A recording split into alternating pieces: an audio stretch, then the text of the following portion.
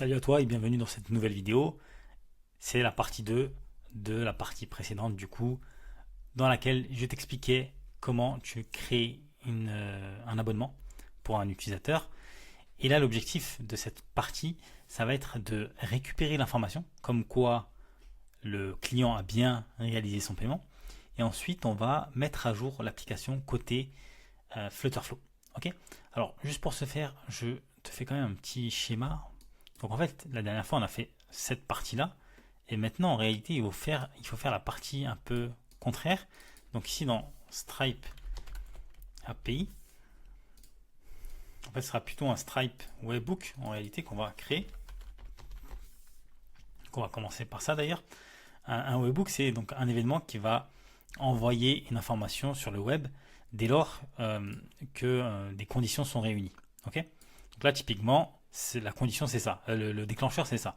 Donc dès lors que la personne a bien payé son abonnement, ça va générer un webhook. Et ce webhook-là, on va aller le récupérer encore une fois dans Make. Ok. Donc Make, c'est vraiment notre passerelle. Et une fois que Make l'a récupéré, on va aller mettre à jour ce qu'on appelle Firestore, donc la base de données qui est derrière Flutterflow. Ok. Donc ça c'est là les étapes qu'on va mettre en place. Alors pourquoi on passe par là? Pourquoi on passe par Make?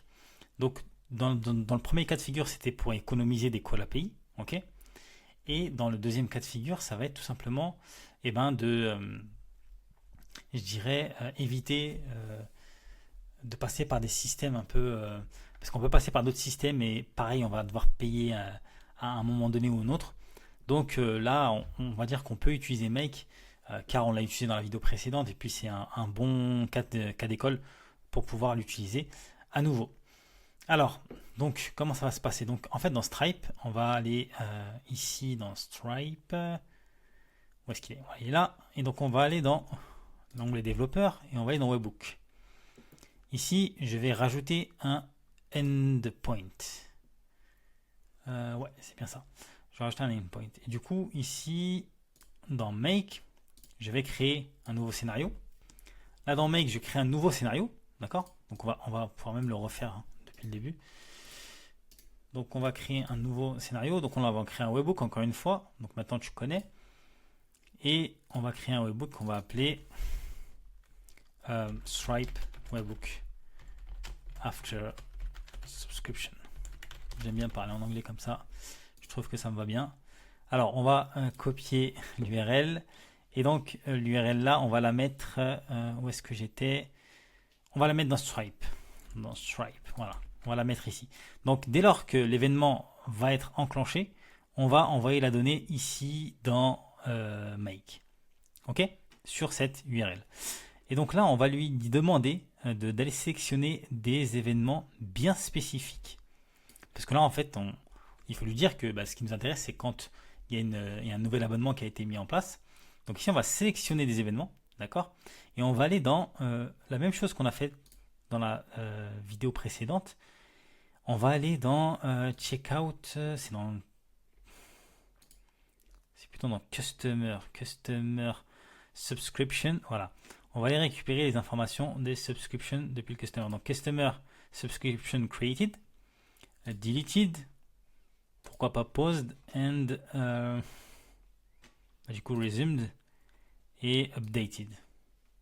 Bon, on n'a pas forcément besoin de tout, mais en tout cas, on a tous les événements qui vont nous intéresser. Voilà, je préfère prendre plus que pas assez, tout simplement. Et donc là, c'est à peu près tout. Voilà, il faut juste faire ça. Et donc là, voilà, il va nous donner une clé secrète. Et donc ça, on va l'utiliser par la suite. Mais en tout cas, on a bien configuré de notre côté. Donc ça, c'est OK. Maintenant, dans Make. Dans Make, je vais aller récupérer donc, cette information-là. OK. Je peux même... Est-ce que je peux envoyer une donnée de test? Non, je peux pas. Il faut que je fasse des... faut que je fasse des essais. Donc, typiquement, si je reviens dans mon projet Flutterflow, ici, si je refais un test API Call, il va me recréer une nouvelle subscription. Et là, ça devrait déclencher un webhook ici.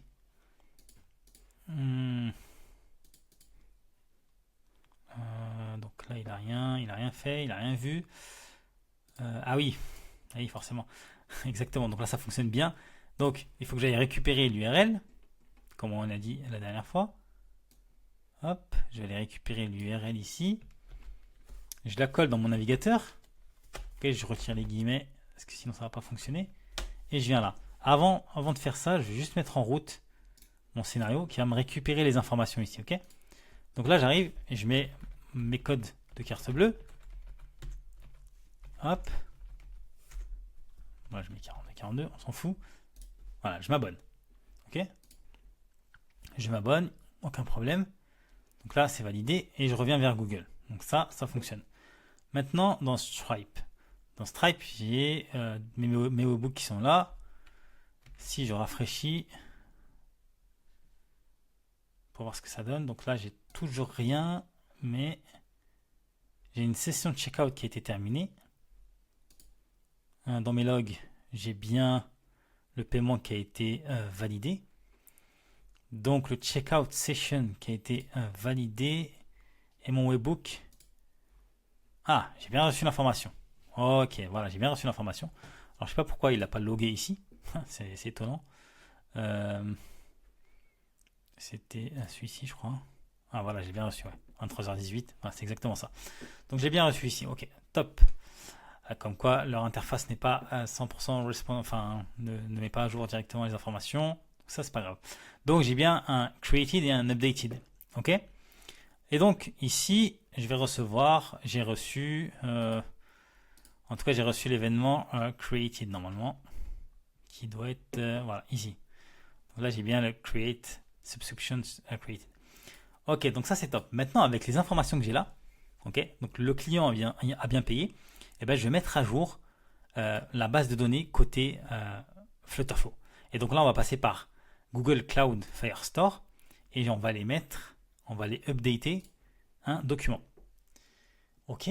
Je regarde juste un truc qui va nous intéresser. Est-ce que là j'ai quoi comme information sur le client? Est-ce que le customer, j'ai des informations?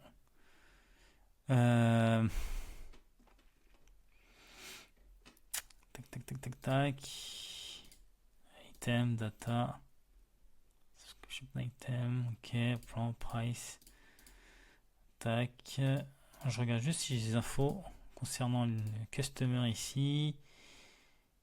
Ok. Plan. Bon, visiblement, j'ai pas grand chose sur le customer. Ça m'embête un peu. Si je fais une recherche ici de cust. Ah si, ok, j'ai bien le customer qui est là. Donc ça c'est bon. J'ai bien le customer ID, donc ça on en aura besoin par la suite. Ok, top. Maintenant ici, il va falloir que je me connecte à mon compte Google API. Donc pour ce faire, je vais créer un. Ici, je vais l'appeler Sofiane SaaS. Ça c'est mon compte Google. Et je vais aller devoir récupérer un client ID et un client secrète. Donc pour ce faire, il faut aller regarder d'un peu plus près la documentation de Make. Donc dans Make, par exemple, ici, si je vais dans Google, je mets Connect Make to Google Firestore. Ok, je pense que c'est ça. Non. Je vais aller là plutôt.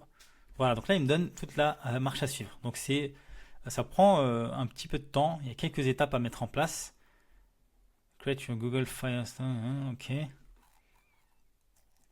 Et donc, on a besoin de faire 2-3 petites choses pour ce faire. Donc, si je reviens juste là, il me dit...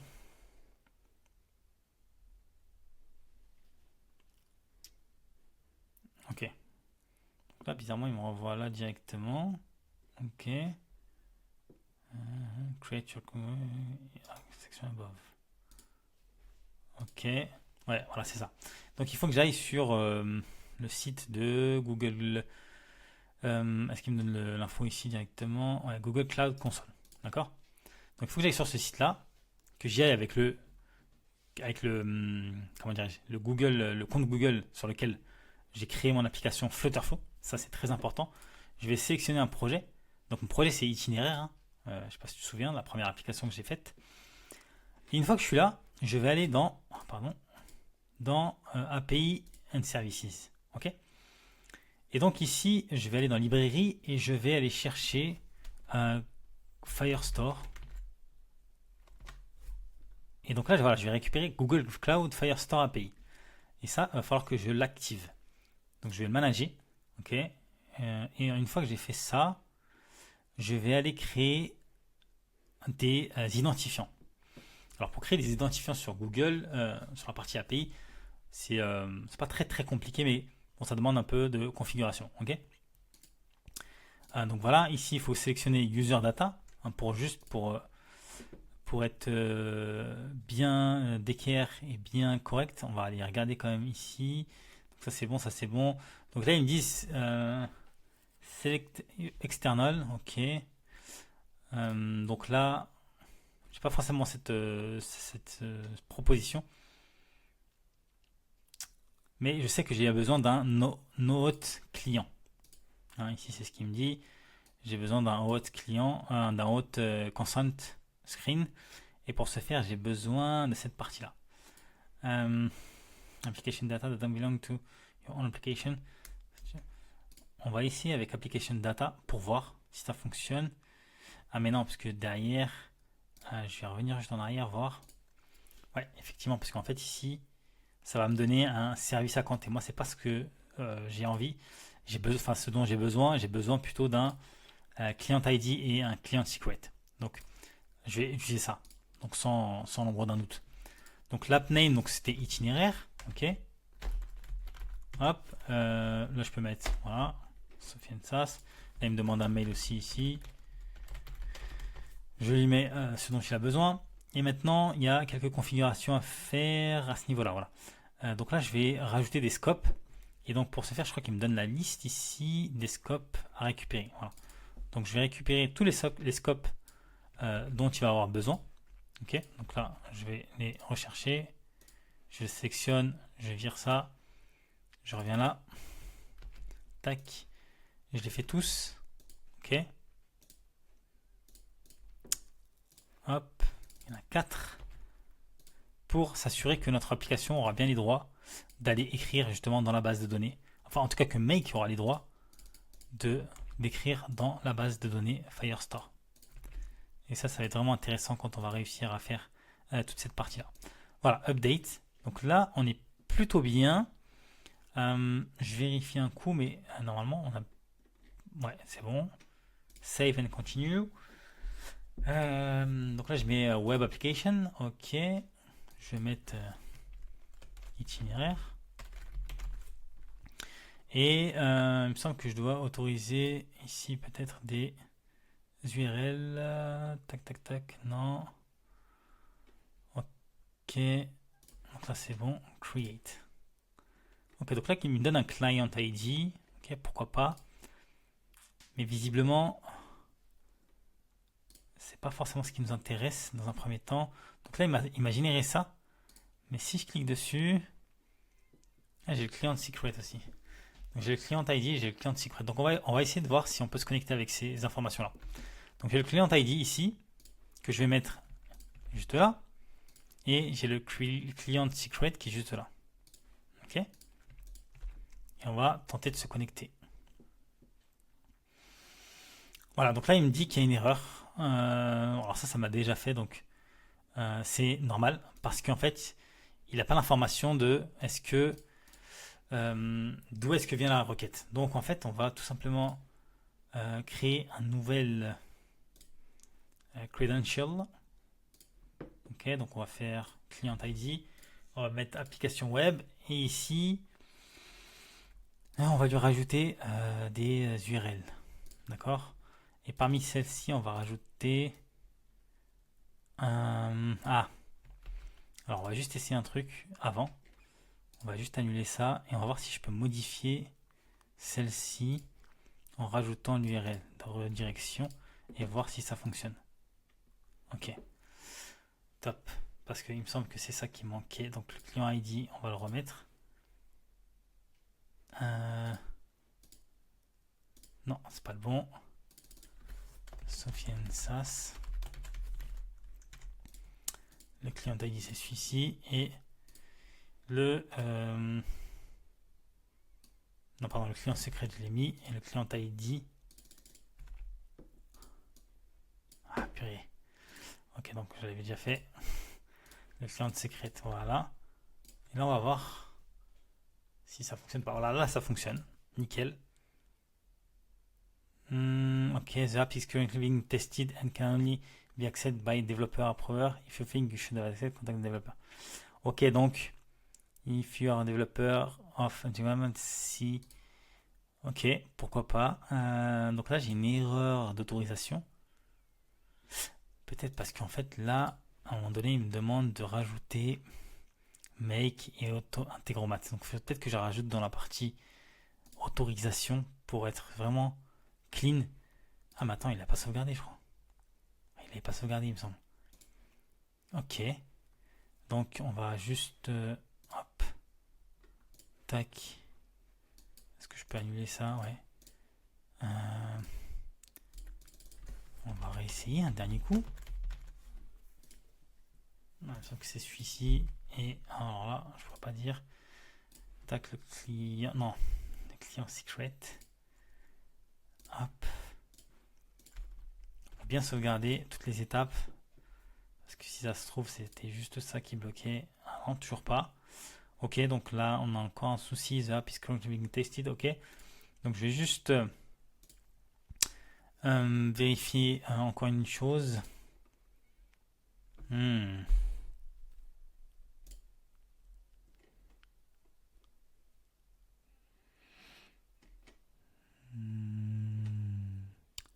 C'est exactement ce qu'il me demande. The authorized domain.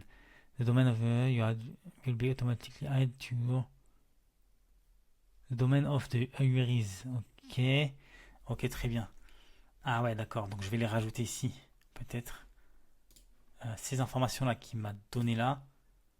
Le make.com et l'integromat.com.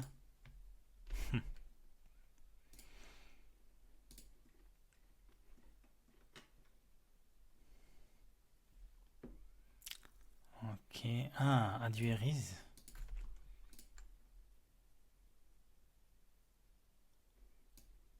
Ok.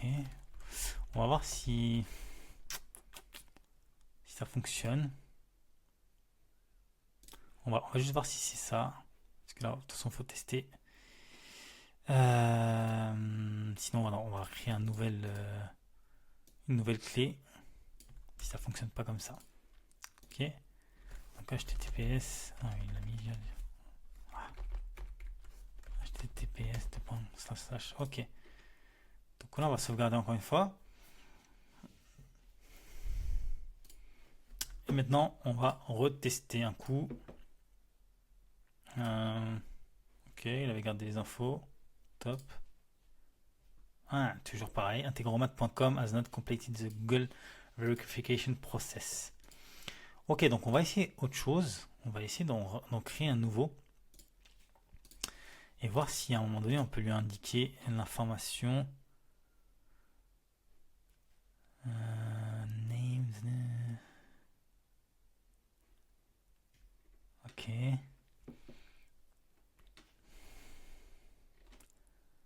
Ok, donc on a là exactement la même chose que tout à l'heure. Donc on n'a pas forcément plus d'infos. Donc on va lui mettre ce. Ah, section plus cliquer. Ok, non, c'est pareil. Ok, ok. Mais peut-être que. Ah, non, je crois que j'ai fait une erreur. Parce que j'ai l'impression que le client ID, il évolue en fonction de des informations qu'on va lui mettre. Voilà, donc là on va reprendre ça. On va reprendre le client ID ici. Le client ID, hop, coller. Et le client secret, et on va coller. Sign in. Testons. On va rester poli. Ok, donc là on a un souci. Visiblement, il n'arrive pas. Euh, euh, où est-ce qu'il est? Où est-ce qu'il est?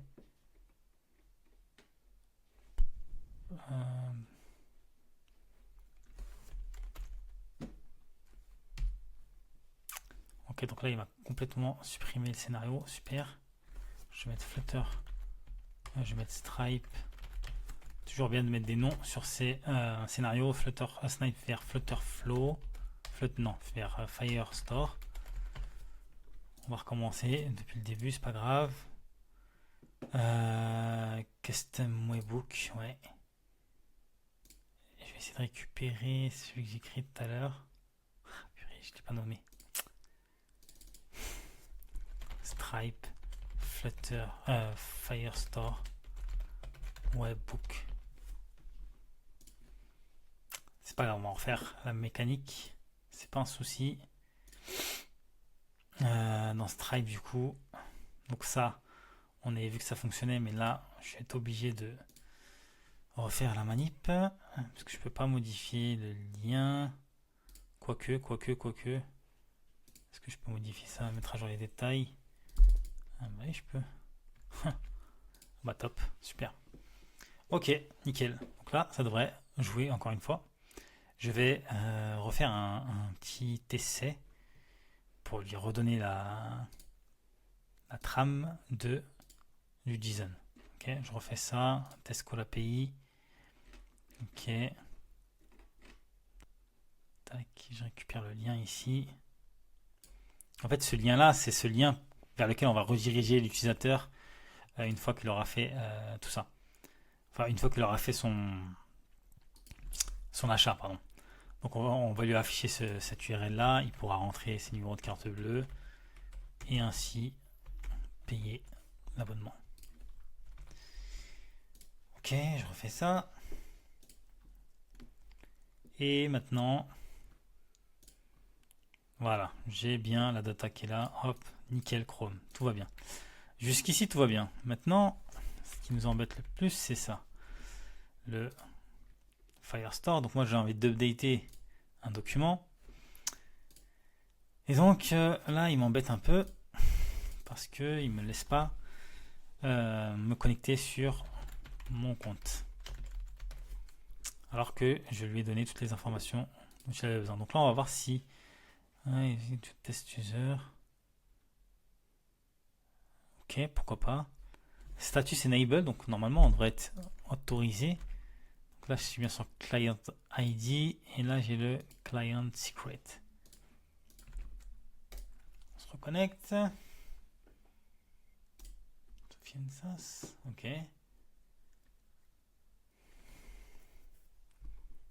Ok, on va regarder ça. Ouais, donc là on est plutôt très bien.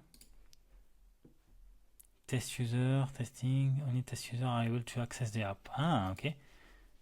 Est-ce que si je fais ça, ça marche?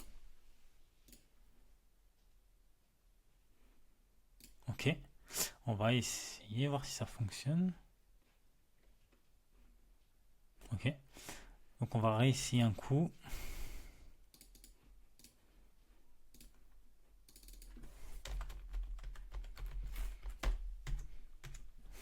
Alors, on va récupérer les infos.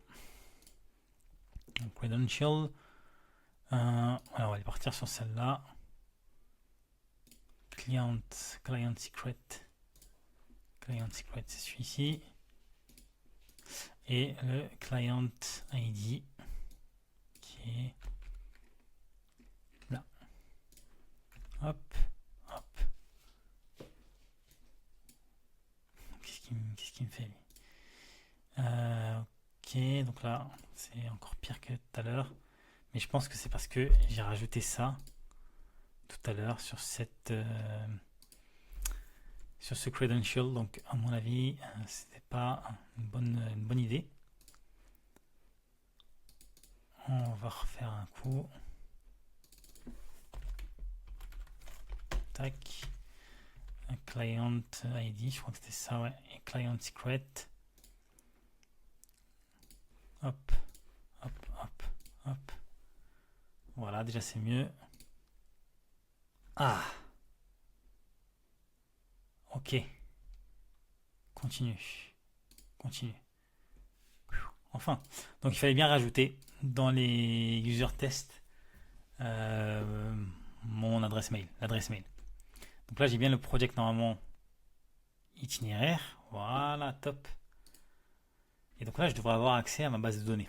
Donc j'ai la base de données utilisateur. Et donc moi ce que je vais simplement mettre en place ici, ça va être tout simplement... Enfin, il y a plusieurs choses qu'on va devoir faire. Parce qu'en réalité, donc, ce qu'il faut faire, donc, dans un premier temps, c'est associer le custom. On va le faire ensemble dans l'application directement, ce sera plus simple, plus parlant. Ok. Donc là, on a vu que le call API, ça fonctionne très bien, il n'y a aucun problème. Donc ici, par exemple, dans mon application, quand je vais faire change plan, c'est plus parler, je vais faire le call, et du coup le call, le call API, donc là le call API va me demander plein d'informations. Donc là, il va falloir que je remette toutes les informations que j'avais prévues. Et donc pour ce faire, donc c'est ce qu'on va faire tout simplement. Je vais revenir ici, non, je vais revenir là. Donc on va revenir là-dedans. Donc ici c'était l'URL. On avait dit la première c'était create customer. D'accord. Hop. Hop, voilà. Create customer. Et donc dans create customer, je vais lui mettre un customer. Tac. Ça c'est l'URL. Donc je ne sais pas si tu te rappelles, là on va mettre en place toutes les variables qu'on avait fait dans le mode test. On va les mettre maintenant dans notre application. Ensuite, je vais avoir la méthode. Donc la méthode, on a dit que c'était post. Ensuite, je vais avoir besoin du name. Et donc là, dans le name, en fait, je vais mettre ici authenticated user. Et là, je vais lui mettre son nom. Peu importe le nom en réalité. Qu'est-ce qu'il me fait là? Display name. Voilà. Et l'email. Je vais avoir besoin de ça. Ok? De l'email. Et là, ici, ça va être pareil, authenticated user et l'email. Top. Donc ça, c'est le premier call API. Donc là, je vais avoir un call API et le résultat, je vais le stocker ici dans create user response. Ok? Donc lui, ensuite, il va me dire, voilà, bah, si le create user response, il est ok, il est good, succeeded là, bah, je vais faire des choses. Donc la première chose que je vais faire, une fois que j'ai créé mon utilisateur, c'est que je vais aller mettre à jour rapidement ma base de données. Et en fait, la base de données, il faut que je la prépare juste avant. Parce que là, j'ai la base de données qui a été créée de manière, on va dire, automatique lorsque j'ai créé ma table utilisateur. Mais là, je vais rajouter des informations par rapport à Stripe. Donc, je vais mettre Stripe Customer ID. Ça va être un string. Ok. Je vais mettre Stripe price. Non, je vais mettre Stripe Subscription ID qui va être un string. Et je vais mettre Stripe Subscription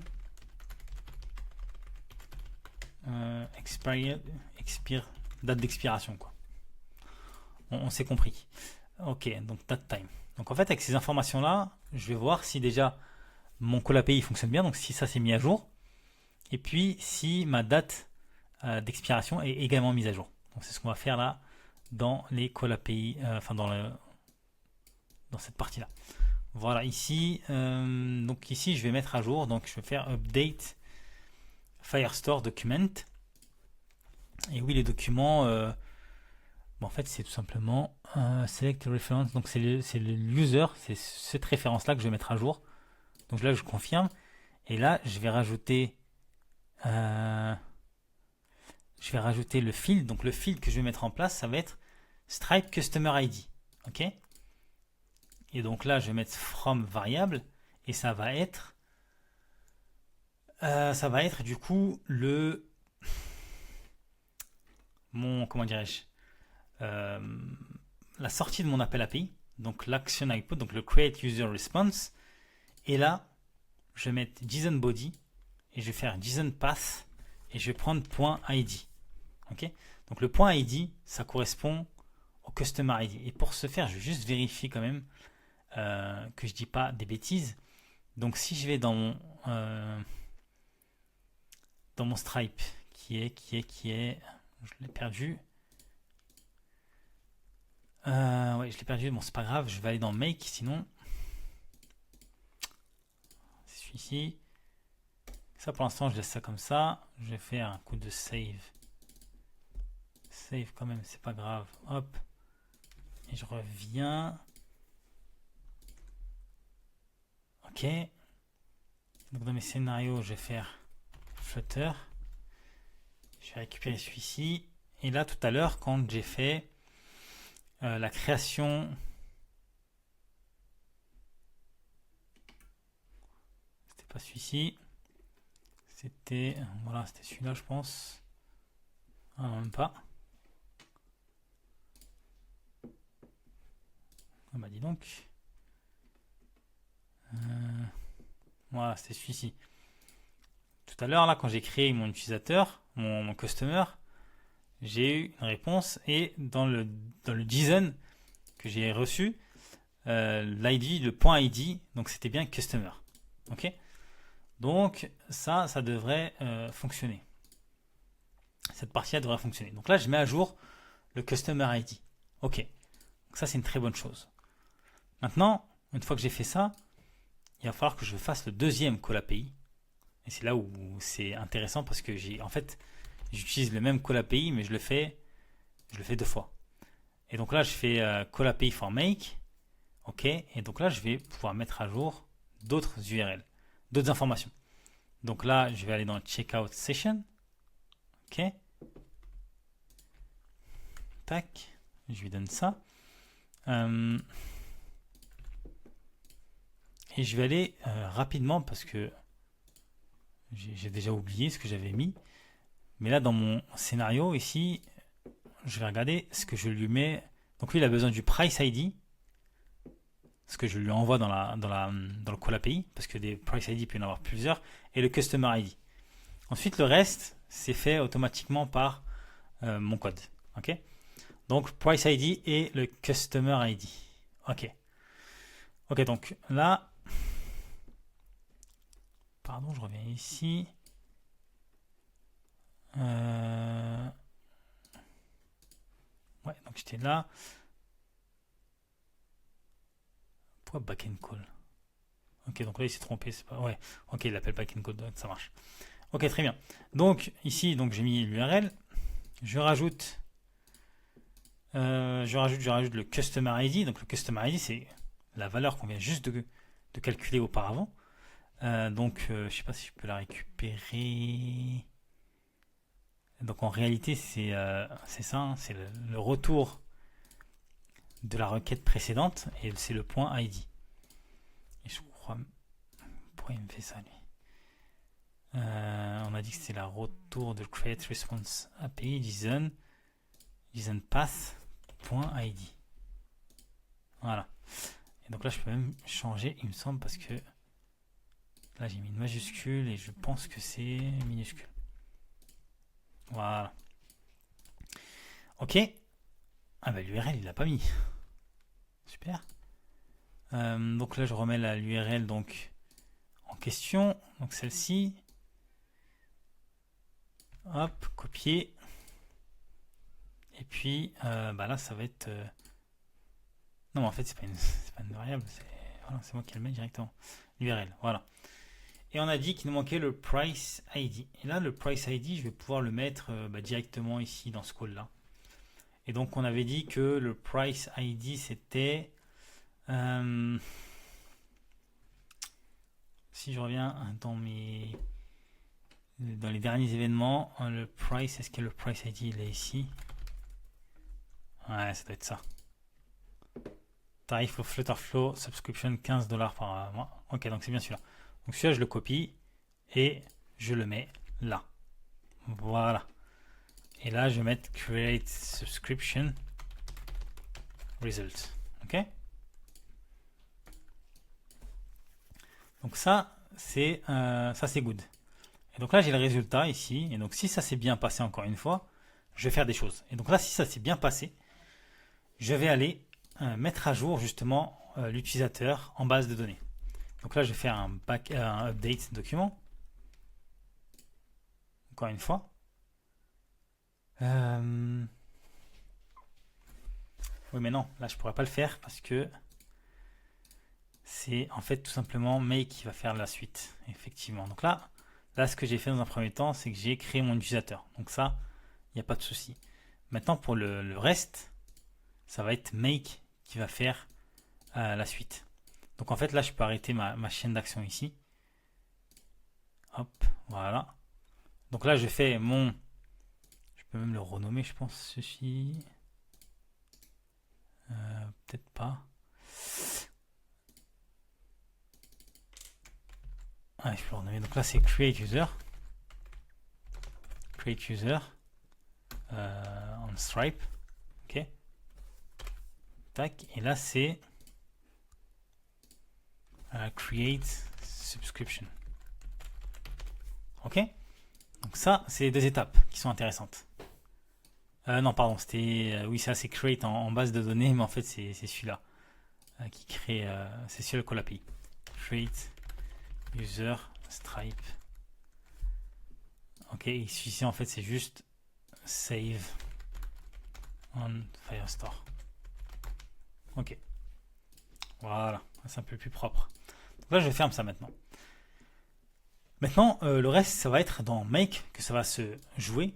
Alors du coup, pour justement vérifier que tout fonctionne bien et que Make puisse récupérer comment dirais-je, le webhook, il faut déjà faire une première chose dans un premier temps.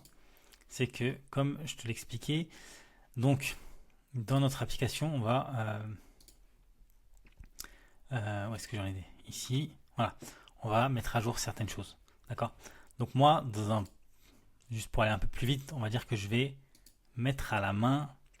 Quand on va ici dans les collections, dans User, on peut aller dans Manage Content.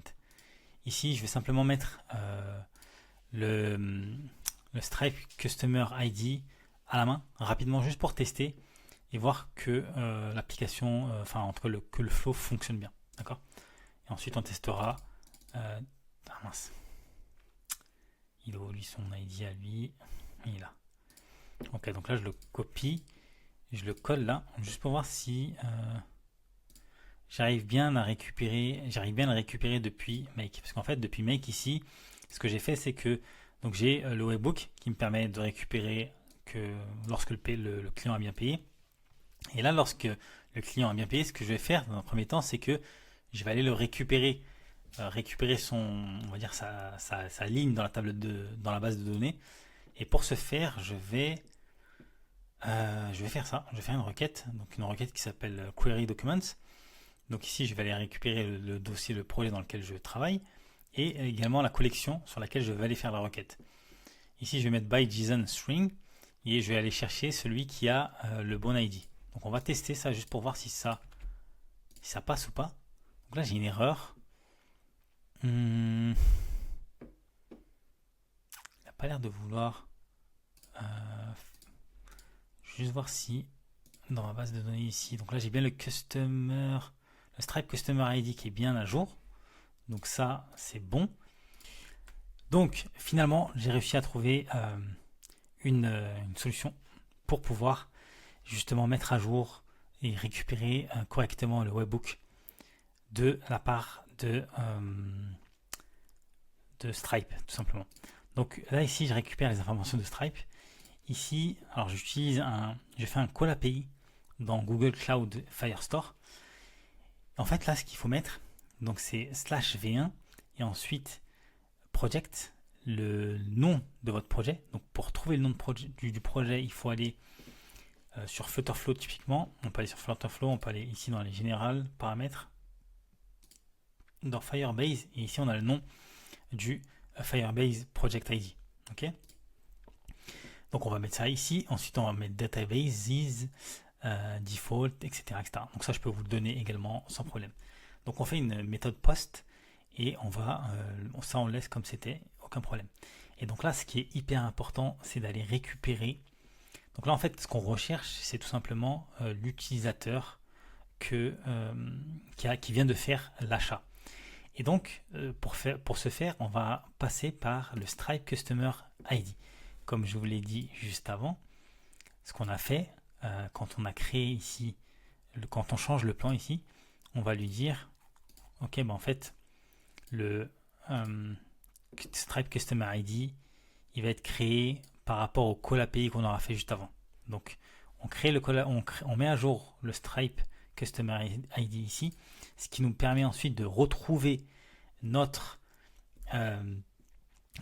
client grâce à cette variable là, grâce à cette information là. Donc si on n'a pas ça, ça ne fonctionnera pas. Ok, donc là ça fonctionne. Ensuite ici on va aller essayer de, en réalité on n'est même pas obligé de faire ça. Ouais, on n'est même pas obligé de faire ça, on peut supprimer cette partie là.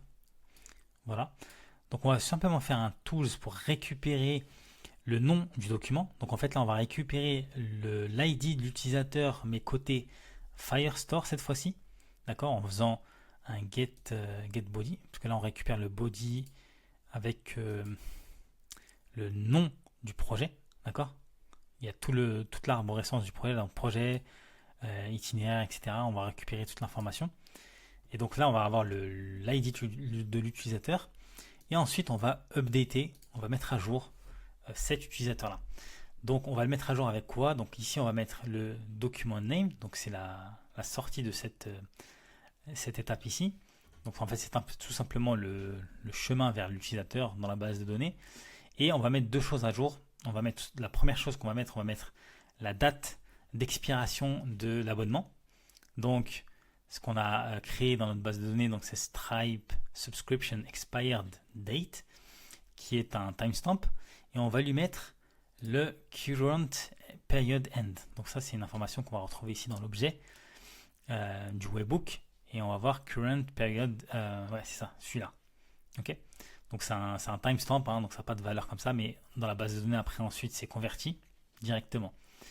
Et on va également mettre l'ID de la subscription qui a été effectuée. Voilà, donc on a ça. Et donc là je vous fais le test, la démo en direct. Donc lorsque je refais un test, un call API, donc hop ici, je fais comme si je prenais un abonnement.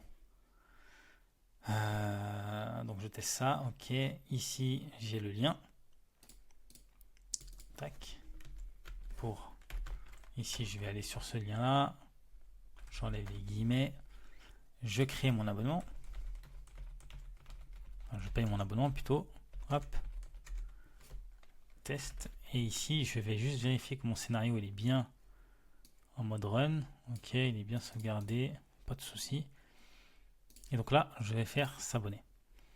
Donc ici, je devrais recevoir le webbook directement. Donc pour ce faire, je vais juste aller un cran en arrière. Et donc là, on est bien le 24 août. Ah. Et j'ai bien fait mes 4 étapes. D'accord? Et pour vérifier que ça s'est bien passé, je vais aller ici. Et je vais voir justement donc, le field qui a été mis à jour. Donc là, c'est le 20 septembre. La fin de l'abonnement aura lieu le 20 septembre 2024 à 1h11 du matin. Et quand je reviens ici dans Firestore et que je rafraîchis ici, j'ai bien voilà, la bonne date avec la nouvelle date en fait de la souscription, donc 1h11 du matin. Voilà, donc en faisant ça, en utilisant Make, en utilisant toutes ces fonctionnalités là, on est capable d'assurer à la fois une multitude d'appels API depuis Flutterflow et également récupérer les webhooks de Stripe lorsque le paiement s'est bien passé pour pouvoir mettre à jour l'utilisateur dans la base de données Firestore et ensuite faire tout simplement mettre à jour l'utilisateur et lui donner les droits qui vont bien. Voilà, j'espère que cette vidéo t'aura plu. C'était un peu long, mais il y avait beaucoup de choses, beaucoup de tests. On a fait pas mal de tests, de tentatives avec notamment la partie API de Google. Et donc, je te donne rendez-vous à la prochaine vidéo. Et n'oublie pas, si tu veux en savoir plus sur les SaaS, qui est le moyen en 2024 de créer des revenus mensuels et de t'assurer une liberté et une sécurité, je te recommande d'aller suivre le lien qui est dans la description, où là je fais une étude de cas véritablement sur justement tout ce que les SaaS peuvent apporter aujourd'hui. Je te dis merci et je te donne rendez-vous à la prochaine vidéo. Ciao.